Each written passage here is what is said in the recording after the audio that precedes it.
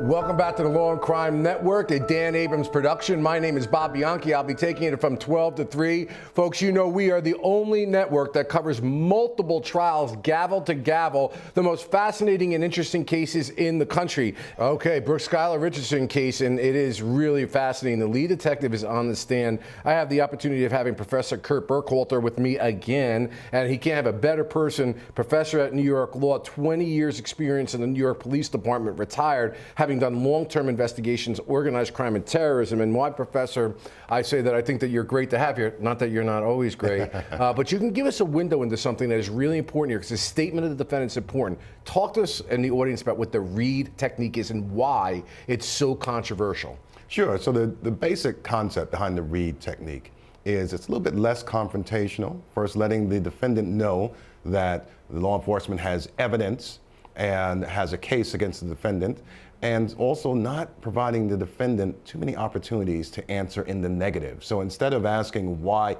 did you do something, the question is more along the lines, when you did X, did you do it this way or that way?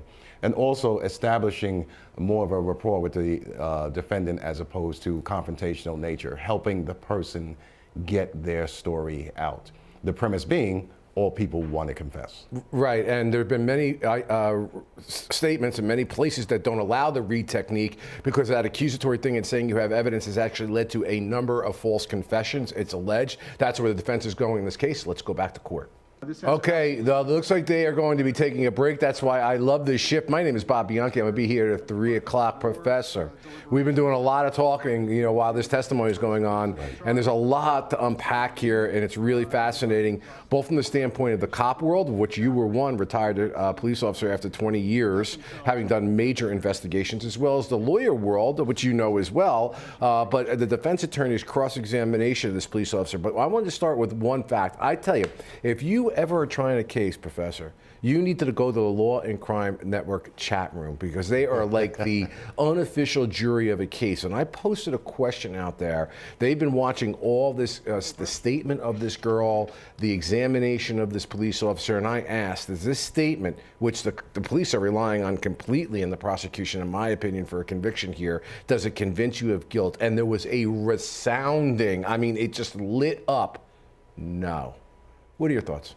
Well, most people want to see that aha moment in a confession, that change in demeanor in the middle of the conversation, perhaps tears, whatever the case, and yes, I did it, that kind of breakdown. It's like a smoking gun portion of the confession. We really don't see that here. It's a continuous conversation, many statements, the recantation of many statements, and back and forth. So we really didn't see that one thing, that crystallized moment in that confession that we can hang our hat on. And I think that what the folks there at the Law and Crime Network chat room are kind of getting to is something that we just know as lay people. It kind of goes back to that Reid Technique that we talked to before. The confession or the statement is only as good as the people think that the questioner is asking fair and legitimate questions. And it seems at certain points that she's getting confused, or at one point she even indicated, you're making me second guess myself. And that is one of the reasons why the opponents of the Reid method are like, that's exactly what this does. And may I add, I was just kind of looking this up real quick. Apparently there's an exponentially wide possibility of false confessions or statements with using the Reid Technique and juveniles. Absolutely. Most famously, the Central Park Five, as I mentioned, right? So, you know, and this is a interviewing technique that's been used time and time again by law enforcement.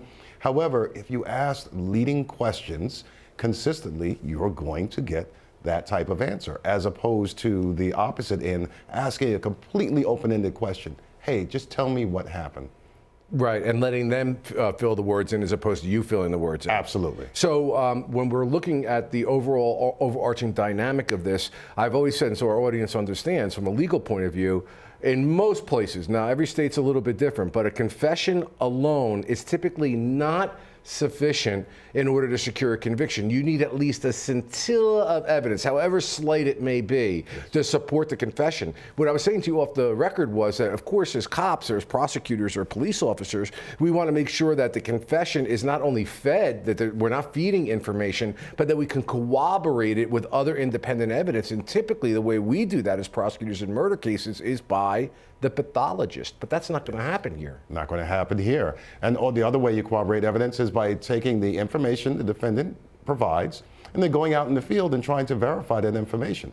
Another technique is giving the defendant some time and then having them write down that confession in their own words in between the time that they state it and the time that they write it down. So this way they actually have time to think about it before they write down. Well, I'll tell you what, Professor, if those jurors in that courtroom or anything like the chatters here at the Law and Crime Network, the prosecution is in serious trouble unless they've got a quote-unquote smoking gun, which was referred to by one of our chatters. Again, thank you all of you who go into the Law and Crime chat room, because we really do appreciate your insights. We would love to have this as lawyers when we're trying a case to know what are people thinking about how this case is going in, and that's what we have here with those guys. Thanks, guys. Appreciate it as always. I'll ask you a couple more questions later on in the show. But we're talking about this statement because it is the crux of the prosecution's case. Let's take a look at it. Professor, this is exactly what we were talking about with the implications of this Reid technique. First of all, he's giving the statement on and on and on and on he goes, barely giving her an opportunity to respond to it, and then peppering that with, we have to a medical certainty other things that we know that happened. And so you don't know what's going on in the mind of a person when they hear something like that. Maybe I need to tell them something that's going to make them just stop this. And then we need to know more of the truth. And almost like textbook, it's like the Christian burial speech, although that was a search and seizure case, in order to give her a proper burial. You're employing all this heavy-duty emotional, psychological attack on this, what I think the jury is seeing as pretty emotionally damaged person. Absolutely. So this is probably not playing as well with the jury as they would like. In this instance, you hit the nail right on the head. All you hear is the police talking. You don't hear her talking. And that's what the jury needs to hear. You need to hear her talking, and it is heavily emotional. This is kind of a David versus Goliath. She's a teenager, they're more experienced, and just, you need to tell us more truth. What does that mean, more truth? David versus Goliath. Boy, I like that. You're right on the money with that. Brooke Skylar Richardson case, it's fascinating. Is it murder, or was the girl, the baby, dead when it was delivered? We'll wait for the jury's determination. We're going to take a quick break. We'll be right back.